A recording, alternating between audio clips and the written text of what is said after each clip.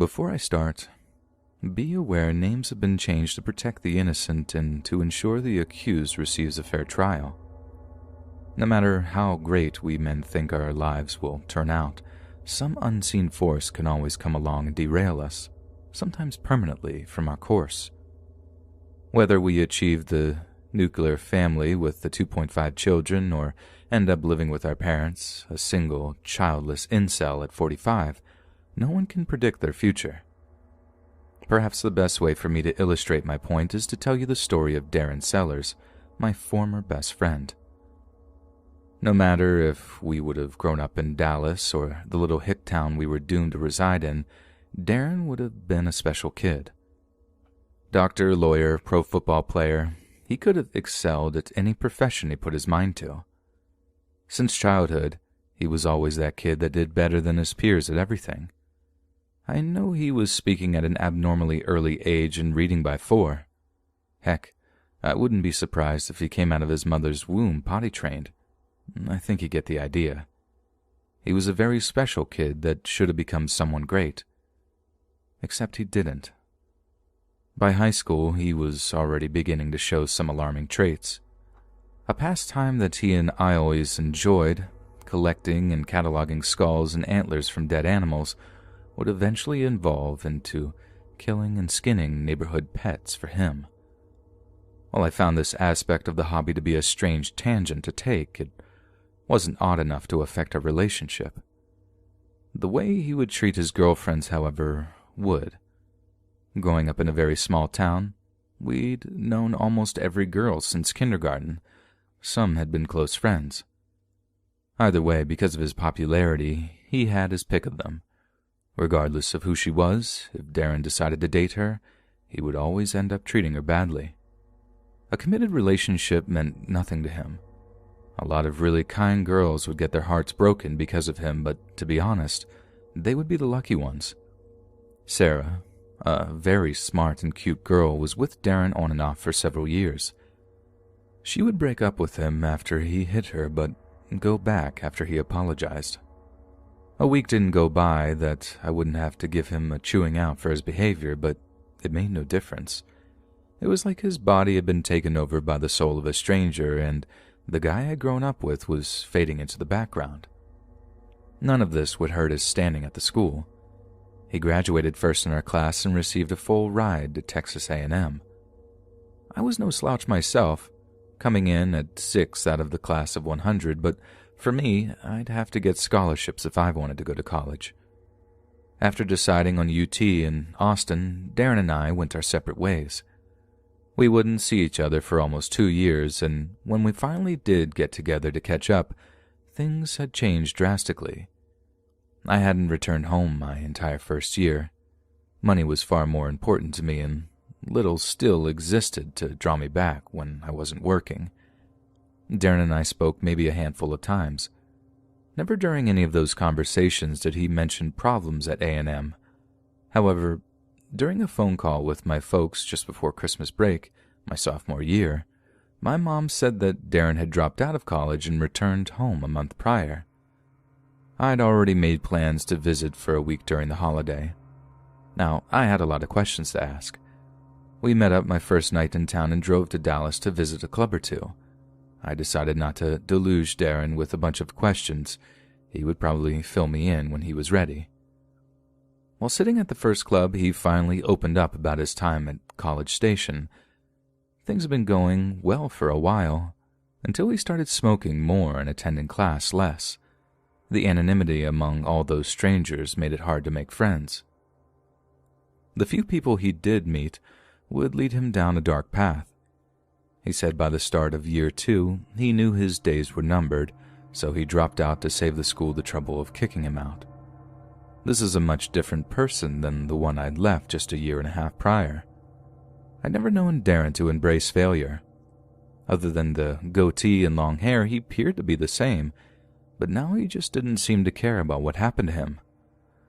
Going from a full scholarship at A&M to delivering pizzas would have destroyed the old Darren, but now he acted like he loved his new life. While driving to our next stop, he suggested we pick up a girl and have some fun with her. I laughed at first, thinking he meant maybe buying some sort of Lady of the Night or something. I said, "Yeah, right, I'll save my money, thank you." I'd misinterpreted his meaning. He said he meant that we should grab a girl from the street and take turns with her. The suggestion shocked me. I looked over his face, trying to find a sign that he was joking, but couldn't. For a few minutes, nothing was said between us. I still couldn't believe what he'd said. Then an odd idea struck me out of nowhere. "Have you done this kind of thing before?" He hesitated at first, but eventually admitted he and his friends had done it a few times back in College Station. As if it would make things less serious, he stressed that they never hurt the girls or anything. Once they had their fun, they drop her off and go on their way. The outright disgust I felt at that moment very nearly overwhelmed me, but I held myself together. Maybe next time I visit." I had no intention of taking part in anything like that. My words were simply meant to diffuse any hostile feelings he may have been harboring at that second. All I could think of was getting away from him. I faked feeling sick and suggested we head home. He didn't seem like he was mad about it.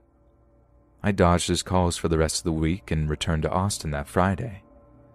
We would speak one more time at the end of the school year.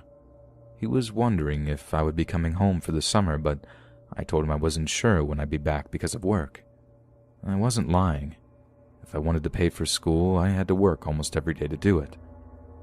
He sounded a little bummed out hearing this, and for a minute I felt bad for him. However, it wasn't long until I remembered our trip to Dallas. If I'm being honest, I'd actually decided our friendship was over that night. Something that had always been lurking under the surface of his personality had been freed while he was at A&M. And now, he couldn't put it back in its cage. The second he joined the others in their fun and games, he ceased to be the friend I knew forever. Not long after that last call, my mom sent me an email containing a newspaper story. Although it didn't mention the name of the attacker, my mother told me later that it was Darren. I guess after he realized I wasn't coming back anytime soon, he went hunting by himself and got caught. Perhaps the most tragic part of that story is that the woman lost her life. Without the backup of his college friends, he lacked the power to control his victim and took things further than he ever needed to before, at least as far as we know. Because of the seriousness of the charges, he's been in the Collin County Jail for the past few years and has no hope of bail.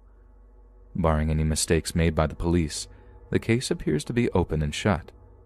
That means he'll be inside for 30 years at a minimum. And for the sake of women everywhere, let's hope he never gets out.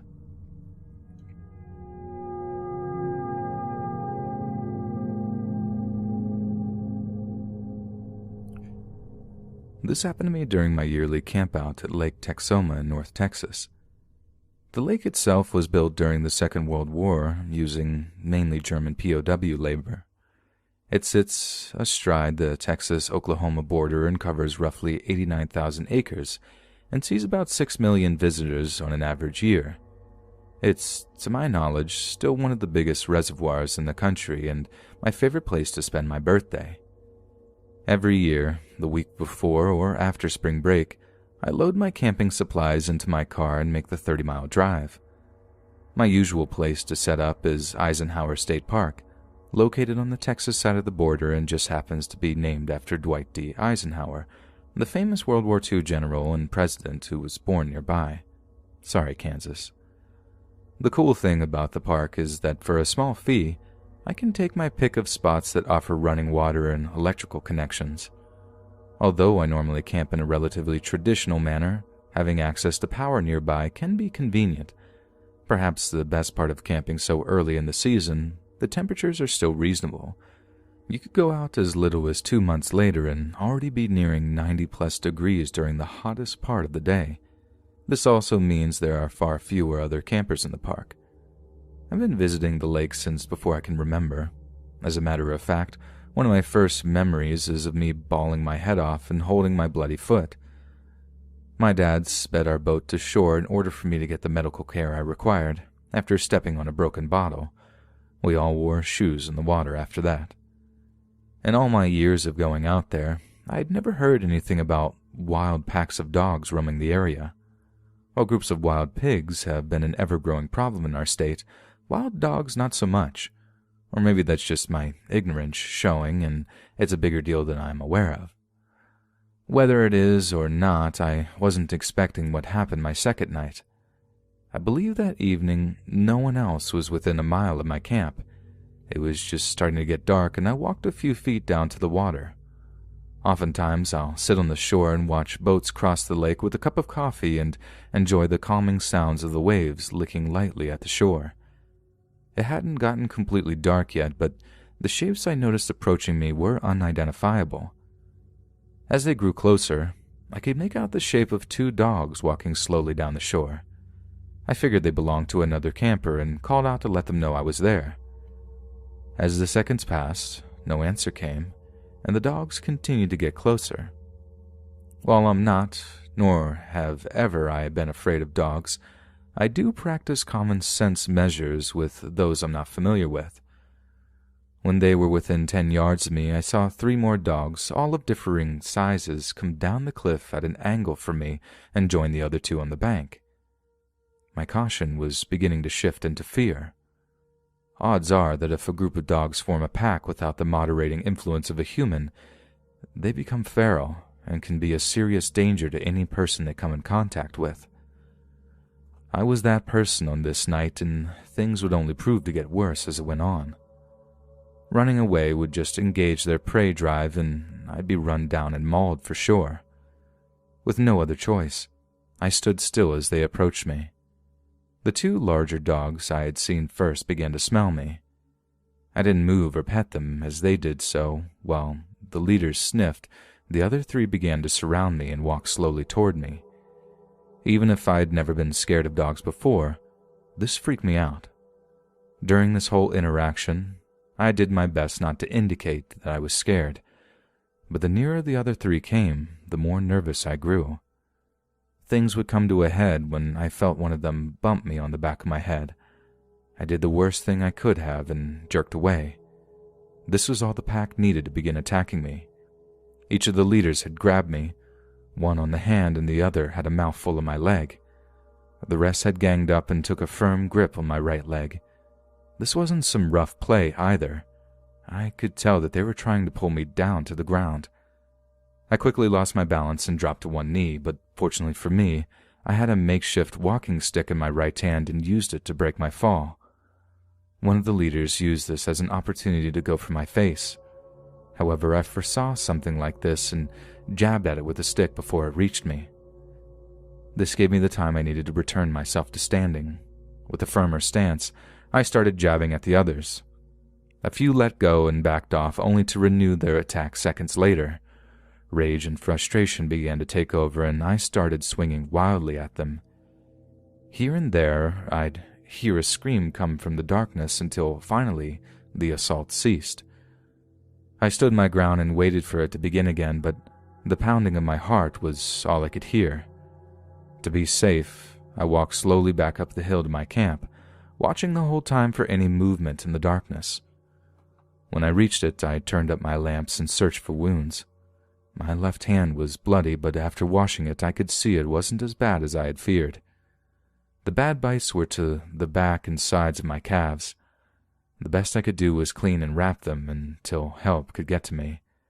The gates didn't close until 10 p.m. that day, so the ambulance was able to scoop me up and get me to a hospital rather quickly. I spent the rest of the evening getting treated. Among the procedures was my first set of rabies shots. I was overjoyed to learn the procedure is far less extreme than it was when I was a kid. Although you still have to get the vaccine over several appointments, science has made major strides, at least in this area. The following morning, I called a friend to pick me up and take me back out to break my camp. I made sure to notify the office about the attack, but I don't know if anything was ever done. I watched the evening news and checked the paper for 2 weeks, Nothing about the dog packs or my attack was ever mentioned. For all I know, the decision was made to handle the problem quietly and avoid any hits to the coming tourist season. The last few times I have camped there since the attack, I haven't encountered any feral dogs, so perhaps that's what was done. My run-in with the dogs motivated me to finally get my license to carry a handgun. I've been wanting to do it since the law was passed, but could never justify it to myself. In addition to carrying while out and about in public, concealed to prevent any problems with the general population, I'm legally allowed to bring my pistol along with me when I go camping. Since I believe self-protection is a right, I probably would have had it with me whether it was legal or not, but thankfully I don't have to take that chance. My goal by sharing this is not to create fear among others who love staying in the outdoors. I simply want to remind people that even in places we feel comfortable, the unexpected can happen.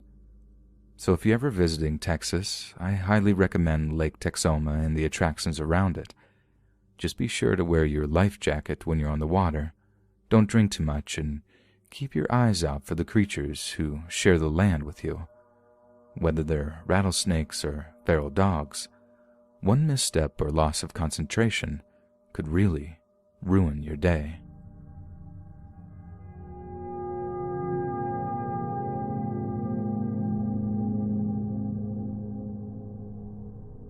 Nicholas Patrick Barclay was born on December 31st, 1980.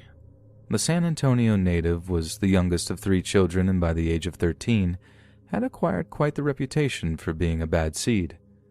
The young man had been violent and verbally abusive towards his mother, Beverly, multiple times.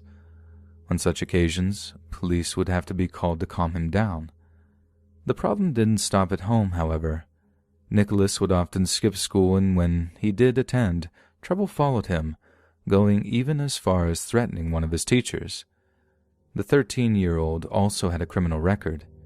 Incidents such as stealing a pair of shoes and breaking into a convenience store were among his crimes. Because of his past, it was no surprise the people around him didn't take what happened very seriously at first. On June 13, 1994, Nicholas's mother gave him $5 to go and play basketball with some friends down at the park. A little later, he called home to get a ride from his mother, but because Beverly worked nights and slept during the day, Nicholas's brother refused to wake her. The boy wouldn't be heard from again after that. He'd run away before and return in a day or two, so no one was really concerned, at least at first. Even when the cops did get involved, they were confident that he had been found quickly. How far could a get on $5 anyway, right? The only problem was he wasn't found, and as the weeks passed, any hopes of finding him alive were dwindling. Beverly believed her son may have taken a ride home from a stranger. Then on the night of September 25th, 1994, just 3 months after his disappearance, something strange would happen. Nicholas's older brother, Jason, called into the police to report someone breaking into the family's garage. The perpetrator was gone by the time the cops arrived. However, the older brother would swear the person committing the break-in was Nicholas. After a search of the surrounding neighborhood, no sign of him was found. This led the police and the young men's mother to believe he had made up the story, but no one could understand why. If Nicholas was truly there that night, it would have been the last documented sighting of him. The Barclay family would have to carry on with their lives, all the time harboring the hope Nicholas would return on his own or be found by law enforcement, but as time had passed, it looked less and less likely that they'd ever see their loved one again. 3 years would pass before anything new would be heard concerning Nicholas's disappearance, and would come from a very unexpected place. San Antonio police received a phone call from a man working in a youth shelter in Linares, Spain in October of 1997. A young man had been found huddling in a phone booth and brought into the shelter. The man from the shelter believed him to be Nicholas Barclay. The young man claimed to have escaped from a child trafficking ring where he had been abused since he went missing. Despite being relatively healthy, the young man had no memory of his past life. Unable to contain her joy, Nicholas's half-sister, Carrie Gibson, hopped on a plane and headed for Spain. The boy wouldn't leave his room at first. afraid he wouldn't be recognized. His fears would soon be put to rest, however. Although the young man before her didn't quite resemble the boy she remembered, she chalked this up to the passage of time and confirmed he was indeed Nicholas. Now, finally being reunited, the pair sat looking through family photo albums Carrie had brought with her, all the time attempting to shake some memory loose in her traumatized brother's mind.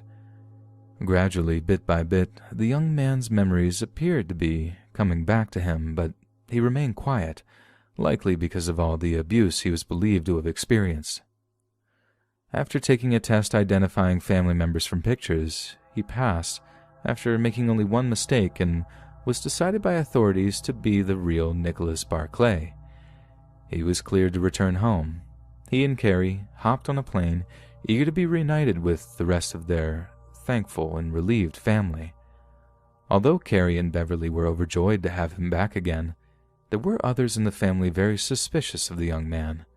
The fact that Nicholas had blonde hair and blue eyes before his abduction and came back with dark brown hair and eyes was the source of much distrust.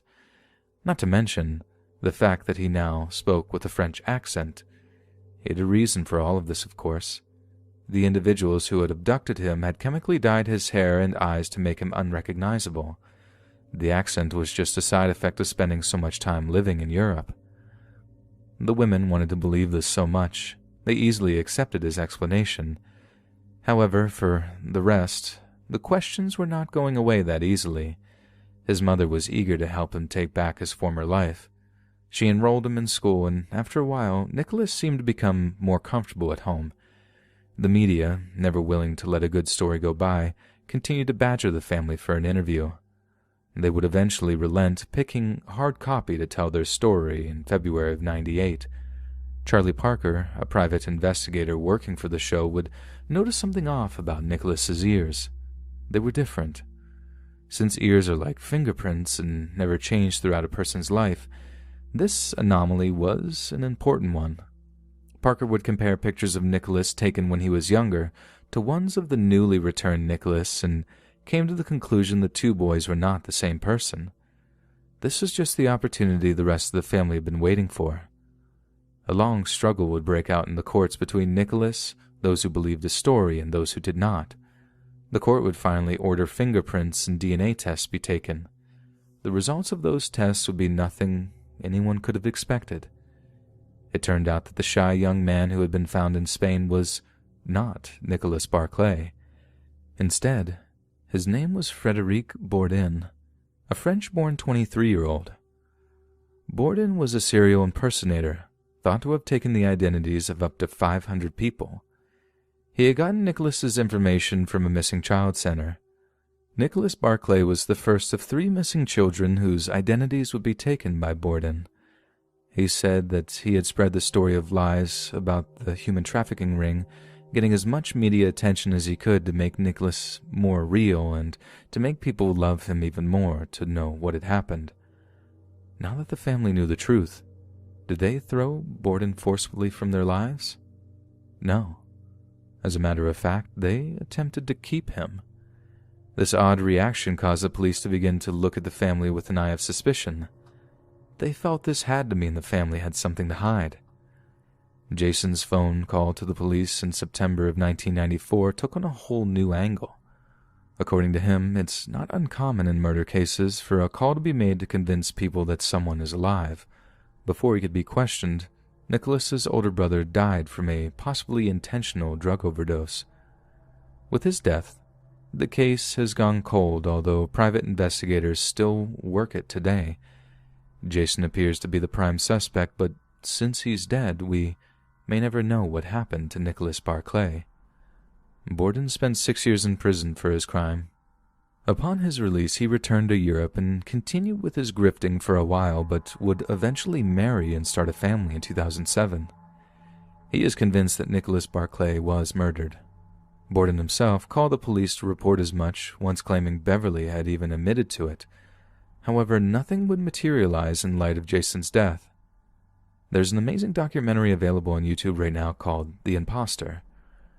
It should do a great job of filling in any gaps I've left. I feel Nicholas's disappearance tends to get lost in the strangeness of what happened with Frederic Bourdin, so I'm including a description of the real Nicholas and what he was wearing the day he went missing. For the sake of all those who hold him dear, let's hope he returns to them alive and well. Nicholas, whose nickname was Nicky, is a Caucasian male with light brown hair and blue eyes. He has tattoos of the letters J on his left shoulder, T on his left hand between his thumb and forefinger, and the letters L and N on his outer left ankle. He also had a gap between his front teeth. He has been diagnosed with attention deficit disorder. Nicholas was last seen wearing a white t-shirt, purple pants, and black sneakers. He was seen carrying a pink backpack.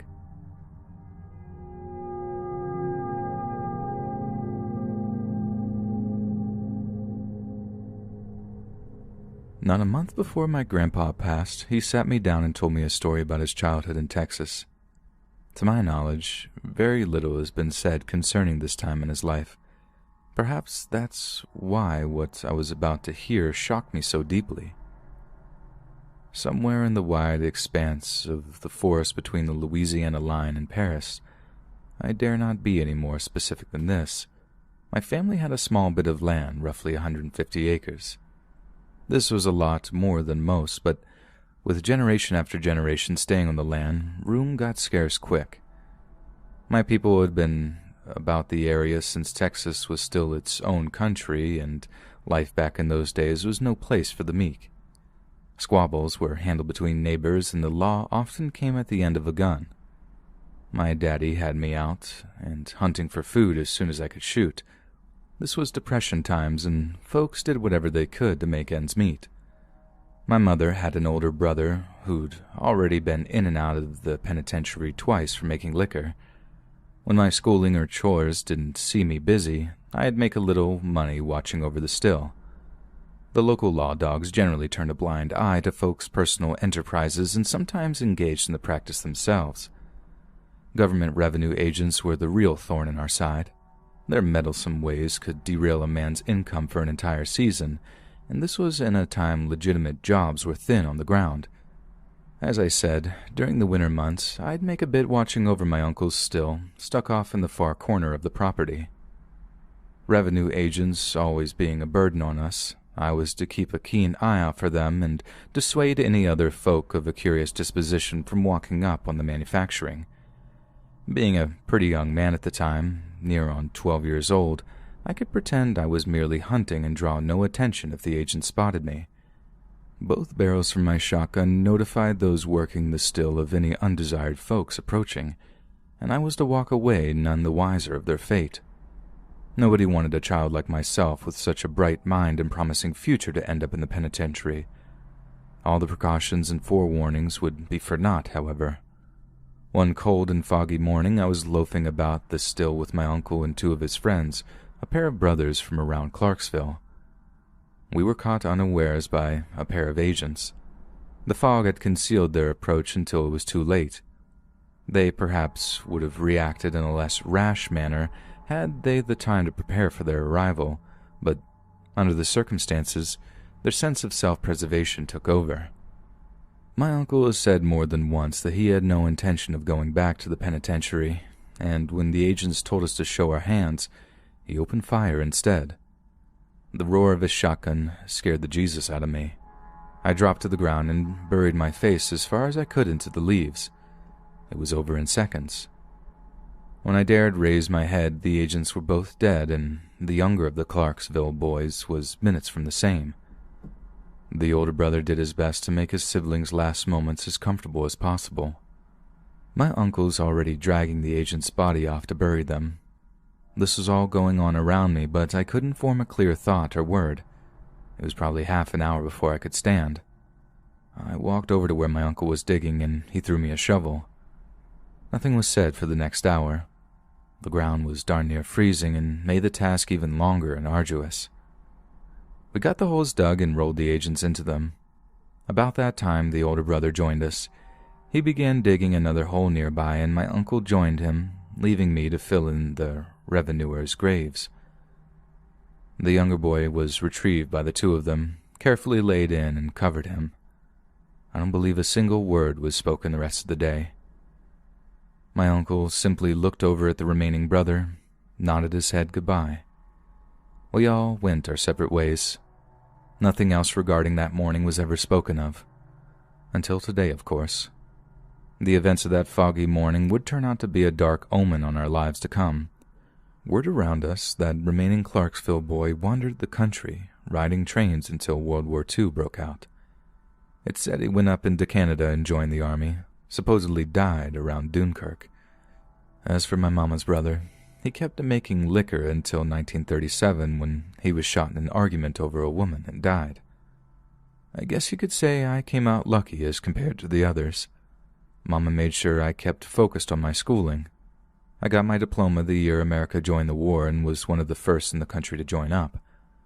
For some crazy reason, the Lord watched out for me. Despite 3 years of combat, constantly being shot at by Japanese snipers, I didn't get as much as a hangnail. After the government cut me loose, I used that GI Bill and enrolled at Stephen F. Austin and stayed around to teach after I finished. And that's where I met your granny, and you know the rest after that. We moved up here to Fayetteville so I could teach. I'm telling you this now after all these years because I know I ain't got much time left. I don't want to go to my maker with this secret on my conscience. The fact is, boy, I've been walking around every day since then expecting to meet some grisly ending because of what I was a part of. It was a big part of why I went to war. The weight of being complicit in 2 murders is a heavy thing to carry through life. Whether I was the one who pulled the trigger, don't much matter. I chose not to tell anyone. That makes me just as guilty whether it's in the eyes of the law or the Lord's. And for the sake of your soul, be a good man and live a good life. If you do that, your end will be a peaceful one. God bless you and thank you for allowing an old, scared man to get some small bit of peace.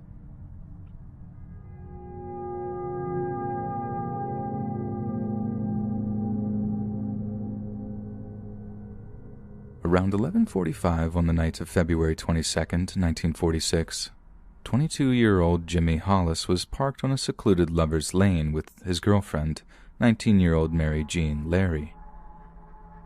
About 10 minutes later, a man wearing a cloth mask resembling a pillowcase with the eyes cut out appeared at the driver's side door and flashed a flashlight in the window.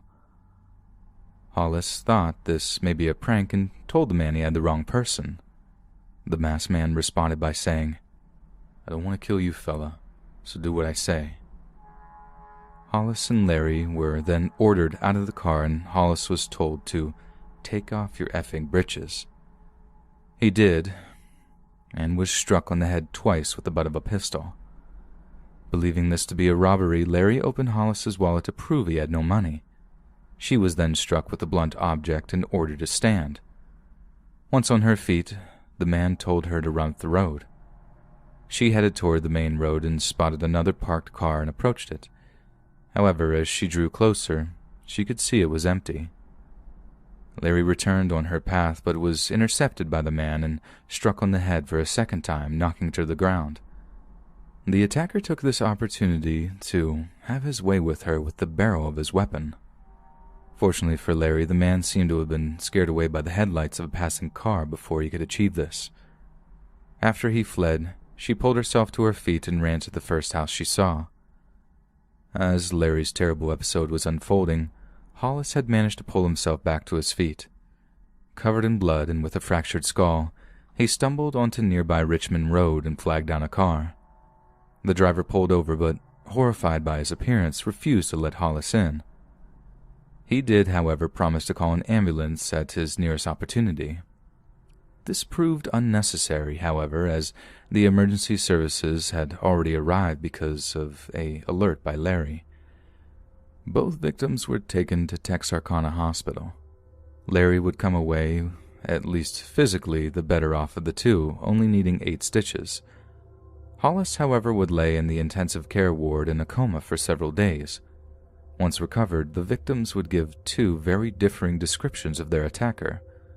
While Larry claimed because of his speech that he was a black man, Hollis disagreed and said he believed the man to be white, but couldn't be sure because of being blinded by the flashlight. These and other factors made the police suspicious of the victims' accounts. They would form a theory that the couple knew their attacker and was covering for him. Hollis was quoted as telling the Bowie County Sheriff, William Presley, that man is dangerous and he's a potential murderer. The next one he gets will be killed. Evidently, he thought he'd killed me that night. I know he was crazy. The crazy thing is, he said, I know his mind was warped. Hollis had no idea how prophetic his words would prove to be. What no one knew at the time, Hollis and Larry were very lucky to be alive. They would turn out to be the first two victims in a spree of attacks that would leave the residents of Texarkana, Texas and Texarkana, Arkansas frozen in fear for the next 10 weeks, and wondering who the man responsible for them was for far longer. A little over a month later, on March 24th, a peaceful Sunday morning would be shattered by the discovery of the bodies of 29-year-old Richard Griffin and his 17-year-old girlfriend, Polly Ann Moore, in Griffin's 1941 Oldsmobile. A passing motorist had reported the car as suspicious a couple of hours prior. When officers arrived, they discovered Griffin slumped over between the front seats with his pants around his ankles, pockets turned out, and 2 bullet holes in the back of his head. Polly was in the back seat with 2 shots, also to the back of her head. By the time Sheriff Presley and Arkansas State Trooper Max Tackett arrived, the scene had been compromised by the large crowd that had formed. No efforts had been made to seal the scene. About 20 feet from the car, a large blood stain was discovered. This led the officers to believe Polly was shot outside the car and placed in it after she died. Also, a spent cartridge from a .32 caliber weapon, possibly a Colt, was found wrapped in a blanket in the car. Any other possible clues were likely lost to the previous night's rain and the failure of responding officers to close the scene. With these first murders would come all sorts of rumors, such as Polly being indecently assaulted. However, no records indicate this to have occurred. Investigations were launched on both sides of the border. On March 30th, a $500 reward would be posted.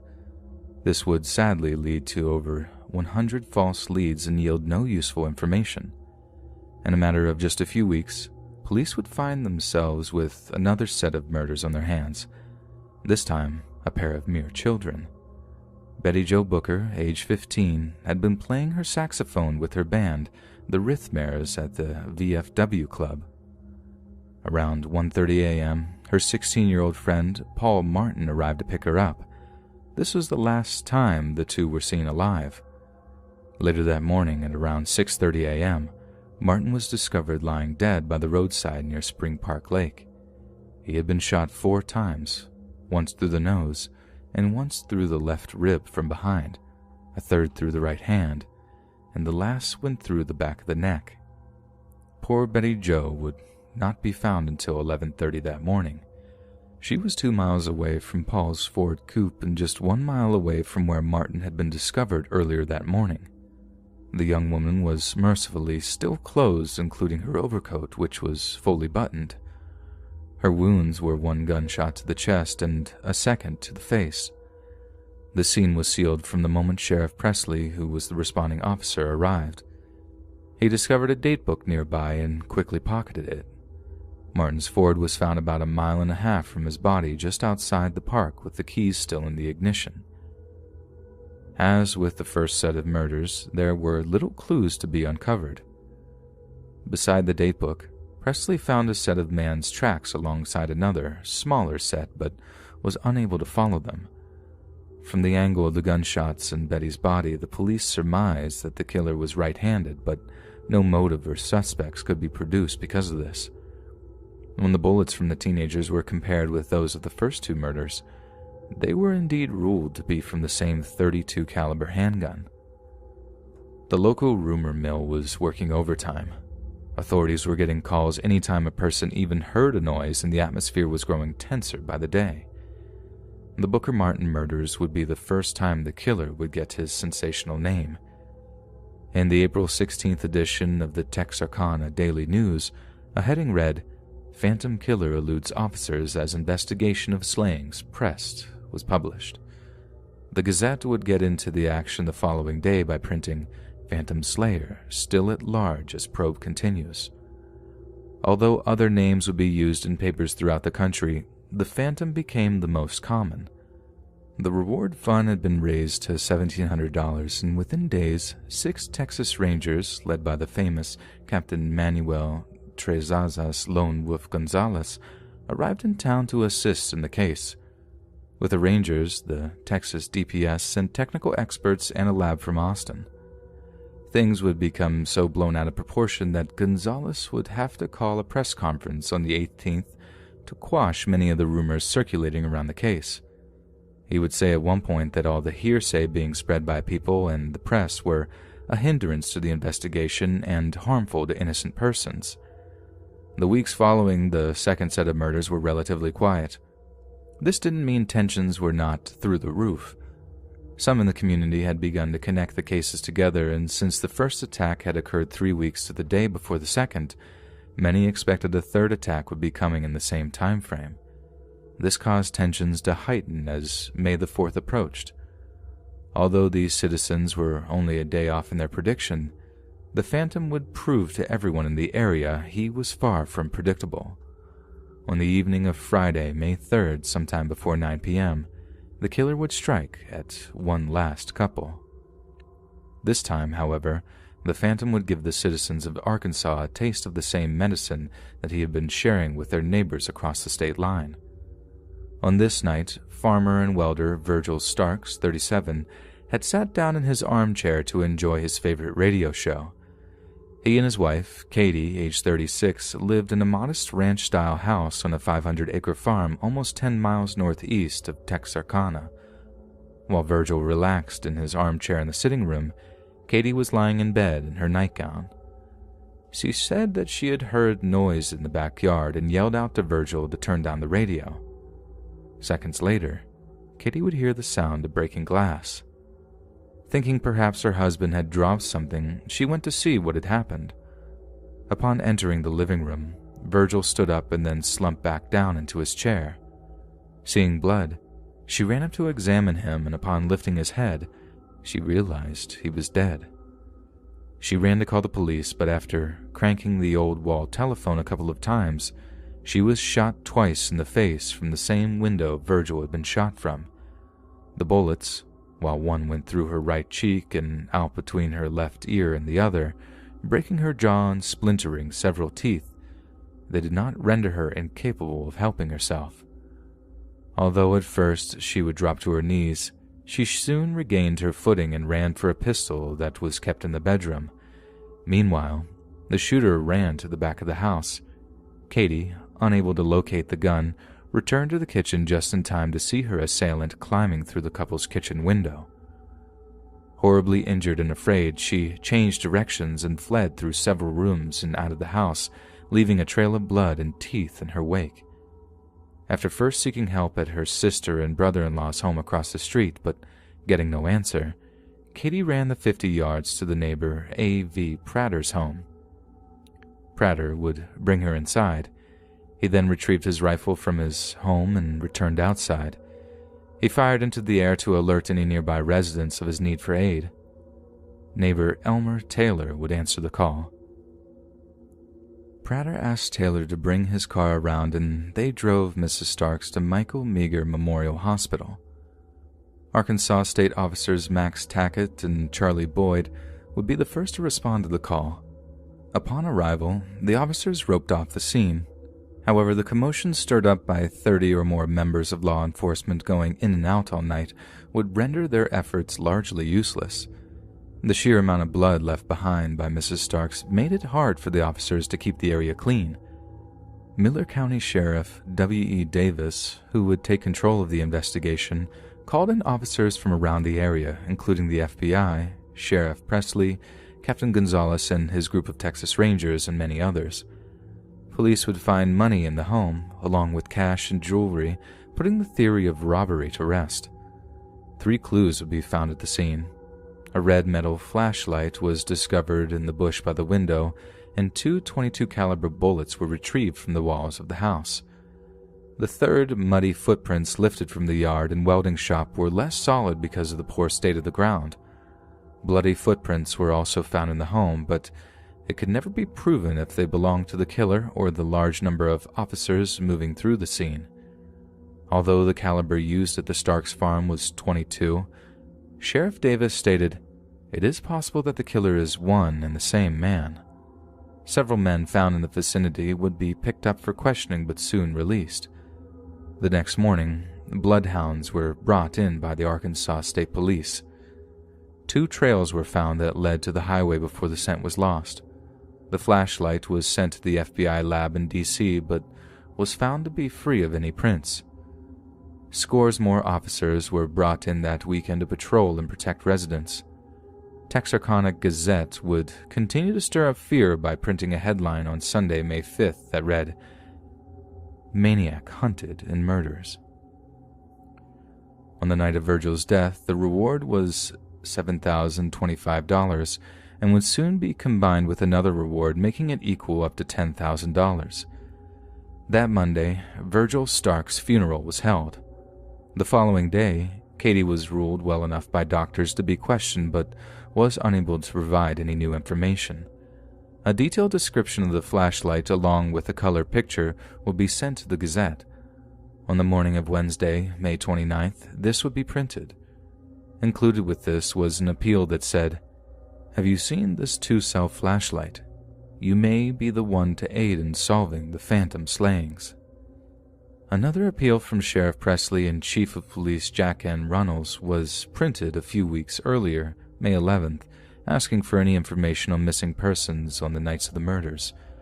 The rumor mill remained running around the clock. Word that the killer had been caught began to spread. Once again, the authorities had to go to the press to shut the stories down.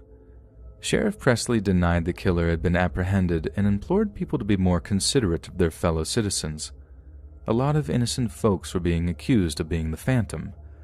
No talk from the sheriff was going to make the people in the area any less jittery. As the weeks passed, the citizens held their collective breath awaiting the next attack, but nothing would come.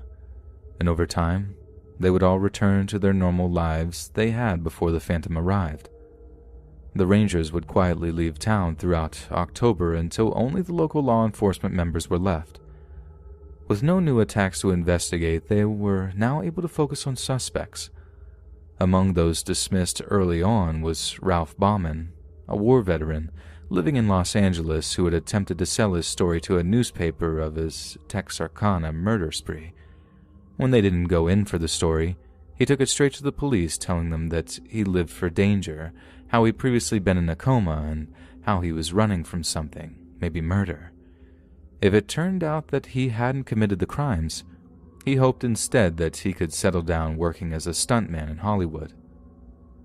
A black man in his 30s, also briefly a suspect. After he failed a polygraph test, officers decided to have him hypnotized. The man was taken to Travis Elliott, a psychiatrist and hypnotist. Elliott talked to the man in a private session for a while. Sheriff Presley asked Elliott if the man could be hypnotized. "Yes, but you have the wrong man. He has no criminal tendencies," replied Elliott. It was later determined that he failed the polygraph because he was having an affair with a married woman. His tracks had been found in the area because it was the location the pair had used for their illicit trysts. In spite of the 9 people that had made false confessions to Tackett, the police working the case did have a few real suspects. Their prime target was UL Sweeney. The path to Sweeney was a twisted one. Arkansas State Police Officer Tackett made a link he thought may be worth checking out. On each night of the murders, a car had been stolen and a previously stolen car had been found abandoned. On the night of Friday, June 28th, he found a car that had been reported stolen in a parking lot and decided to stake it out and wait to see who would come to pick it up. To his surprise, the car was approached by a young 21-year-old girl named Peggy Sweeney. She was taken into custody and said that her new husband, UL, was in Atlanta, Texas, selling another stolen car. Tackett tracked down UL to the Arkansas Motor Coach bus station on Front Street. When UL spotted Tackett, He fled out the back of the station but was cornered. As Tackett approached him, he told the officer not to shoot, to which Tackett replied, "I'm not going to shoot you for your car theft." "Mister, don't play games with me. You want me for more than stealing cars," came Sweeney's reply. Sweeney would not stop with the incriminating comments, however. When Ewell was in the police car, he asked Chief Deputy Tillman Johnson, "Mr. Johnson, what do you think they'll do to me for this? Will they give me the chair?" Johnson responded with, "You won't get much, maybe 5 or 10 years. They don't give you the electric chair for stealing cars." Sweeney then said, "Mr. Johnson, you got me for more than stealing cars." Despite all his comments, Ewell would not confess to being the Phantom under questioning. Peggy was being held, meanwhile, for the murders of Paul Martin and Betty Jo Booker. She would say nothing for almost a month before making a statement, then 2 more over the next 2 days. All 3 of the statements would have contradicting information, and although she claimed Ewell was indeed the Phantom, by law in 1946, Peggy could not be forced to testify against her husband. Even with some circumstantial evidence in Peggy's statements, she was deemed an unreliable witness, and the case against the 2 collapsed. Ewell would not be charged with the assaults or murders, but instead convicted on Texas's habitual offender law and given life in prison. The various entities involved in the case hoped that they would eventually be able to connect him to at least one of the cases, but this never panned out, and Sweeney eventually appealed his conviction and was released in 1973. The only other suspects most historians consider possibly being the Phantom was Henry Booker Tennyson, an 18-year-old University of Arkansas freshman. On November 5, 1948, the body of Tennyson was found in his room. The young man had used cyanide of mercury to end his own life. On a nearby desk, the police found 2 notes. One was a poem that included clues to the location of the combination of his lockbox. A note was also found inside a fountain pen marked BB. Poison was found in the cap. The note inside the pen contained further clues to the combination of the lockbox. Not in the mood for playing games, the police forced the lockbox open. Inside was a viewmaster with several rolls of film of Mexico and a stack of papers. Under the stack of papers was a note confessing to the Texarkana killings. However, more papers would be discovered that would contradict Tennyson's confession. James Freeman, a 16-year-old friend of Tennyson from Texarkana, came forward and said he and Henry had been together on the nights of Virgil Stark's death. Tennyson's brothers claimed the confession and him ending his life were fantastic things, induced by reading too many comic books. In addition, they both stated that he did not know guns and didn't care for weapons, hunting, or shooting. None of the guns that Tennyson would have had access to matched the bullets used in Phantom's murders. Furthermore, Craig, a brother, said that he hadn't taught Tennyson how to drive a car until the summer of '47. None of the fingerprints or bullets could be tracked back to Tennyson. While there are a few less probable suspects, like an escaped German POW and an unidentified man in Atoka, Oklahoma, I'll leave it up to the listeners to search them out on their own. To this day, while many people out there have their own theories and ideas about what happened in Texarkana all those years ago, the fact is the Phantom Killer was never caught and likely never will be. There is much more information regarding the case available, but for the sake of brevity, I only included the most basic of facts. If this story interested any of you, I encourage them to seek out every bit of information you can find on the slayings. A lot of the things you'll come across derive from the same sources. However, if you look hard enough, you can discover some additional information. I've not yet read any books about the subject of the Phantom murders, but the most recent and well-acclaimed was The Phantom Killer, Unlocking the Mysteries of the Texarkana Serial Murders by James Presley, November 15, 2014. Presley is not only from Texarkana, he also happened to be the nephew of Bowie County Sheriff William Presley. I thank you all for your time, and I hope I was able to give everyone listening something a little less viral to think about. Don't you worry about me. I promise y'all will hear from me again, and remember, A journey of 1,000 miles begins with one step, but without a good pair of shoes, you won't get more than a mile or two.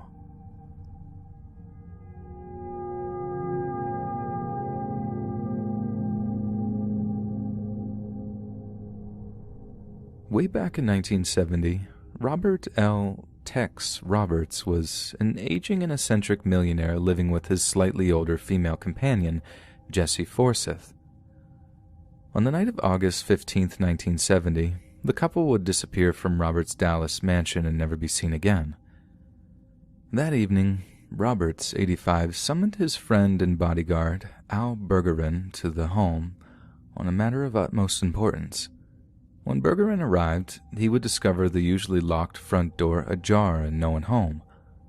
Although it was not out of the ordinary for Roberts to leave the house suddenly, it was almost unheard of for 89-year-old infirmed Forsyth to go with him. After waiting several hours for Roberts to return, Bergeron called the police. 2 days later, Bergeron received a phone call from a friend with news of a special delivery letter from Tex. The letter stated that attorney Leon C. Horton would be managing his affairs during his absence. Horton filed deeds to virtually all of Robert's real property, including the mansion on Spring Valley Road at the Dallas County Courthouse. It was then all sold to a management company owned by Horton. Next, Horton tried to cash Robert's ample holdings of stocks and bonds. Even with the power of attorney, no Dallas bank would negotiate the transactions. However, one in Amarillo would, and Horton would then convert the securities into cash and deposit it into his commercial accounts. Horton then withdrew the funds and sent them supposedly to Tex, according to a pre-arranged plan. Bergeron, who was a major beneficiary in Robert's will, didn't know whether to believe Horton's assurances that Tex was getting the money. He asked to speak to him personally, but Horton denied this, claiming he was protecting his client's request for secrecy. Months would go by until, in January of 1971, Bergeron received a Christmas card from Tex that was mailed from the small Louisiana town of Homer near the Arkansas border. Other of Robert's friends would also get similar cards in the mail. All of these cards would have typewritten addresses. This little nugget of information would motivate Bergeron to go back and examine Tex's signature on the card, one he knew well. After taking a closer look, he would decide it didn't quite look right. Bergeron would now begin to investigate in earnest. He would uncover another person who sold property to Horton, an elderly woman who disappeared in 1969. After consulting a handwritten expert, he would take his findings to attorneys Paul Chitwood, who had also done legal work for Roberts in the past. The attorney would examine Bergeron's findings and ultimately determine a court of inquiry was necessary. From the start, the inquiry was a mess. Horton was supposedly assaulted in the courthouse parking garage, and his briefcase, which held the power of attorney, was stolen.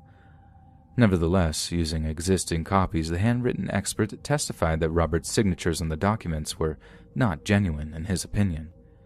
This would lead to the indictments of Horton and notary Artis Odell Reed, who claimed to have witnessed Robert's signatures.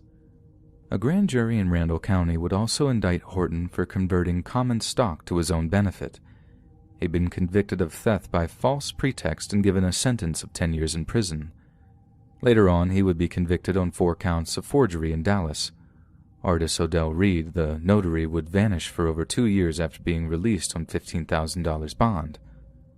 When he finally surfaced, the Dallas's DA office mysteriously lost interest in the case and agreed to a probated sentence.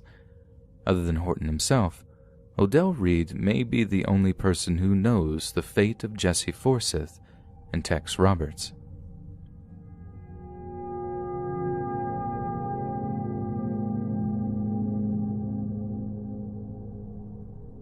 The Christmas holiday should be a happy time for the year for family that celebrates it, one of giving and sharing. Unfortunately, the season of 1974 would be a terrifying and confusing one for 3 Fort Worth families and everyone that has followed, a reminder of loss.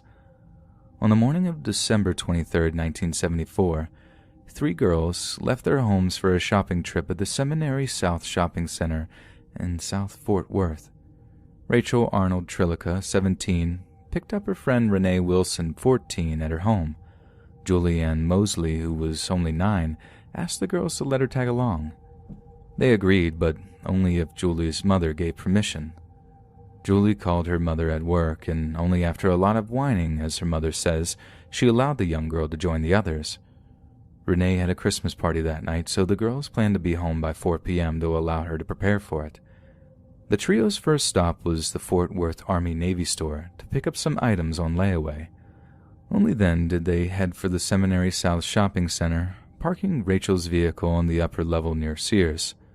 Several people in the mall remember seeing the girls.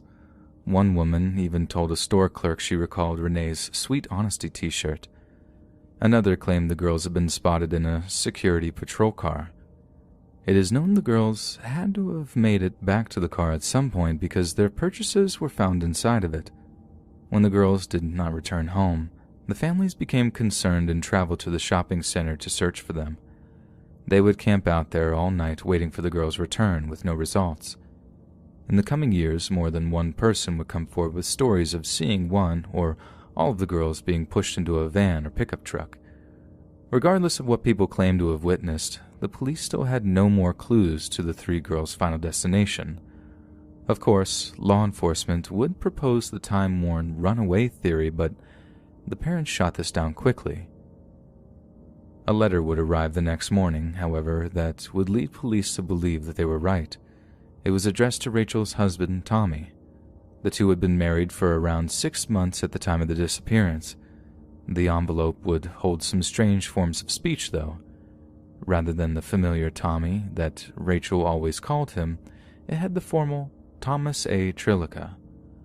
Rachel's name was just scrawled across the top with no return address. Far more strange, her name appeared to be initially misspelled, as the L in her name was written as a lowercase e, but then it had been gone over again to form the correct spelling. There was no city name on the postmark, only a blurred postal service number, 76083. The 3 oddly looked to be backwards. The possibility of it being an unfinished 8 or the last 2 digits of the stamp being handwritten have been considered, making it a 38. If they were indeed a 38, the letter would have been stamped in Eliasville, a town near Throckmorton, Texas. However, if they were actually 88, it could have been sent from Weatherford. The letter itself was on a piece of paper too large for the envelope and written in a childlike scrawl saying, "I know I'm going to catch it, but we just had to get away. We're going to Houston. See you in about a week. The car is in Sears parking lot. Love, Rachel." Rachel's mother, Fran Langston, never believed the letter came from her daughter. In the 70s and 80s, the letter was examined by multiple experts, including those from the FBI, but each time the results came back inconclusive. Just after the disappearance, the families walked creek beds and back roads looking for their missing children. The police chased 100 empty leads. By the spring of 1975, the families had become frustrated by the police investigation. They would hire flamboyant private investigator John Swaim. In early 1975, one young man claiming to be an acquaintance of Rachel's stepped forward and said that he saw them in the record department of a store inside the mall just before they disappeared. The man claimed that another person appeared to be with the girls.